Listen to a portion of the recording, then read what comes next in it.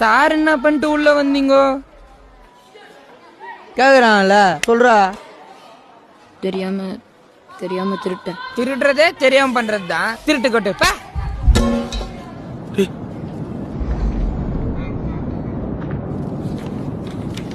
தெரிஞ்சு செய்யல, நான் அறிஞ்சு செய்யல, புரிஞ்ச போது முடிஞ்சு போச்சு, திரும்ப முடியல.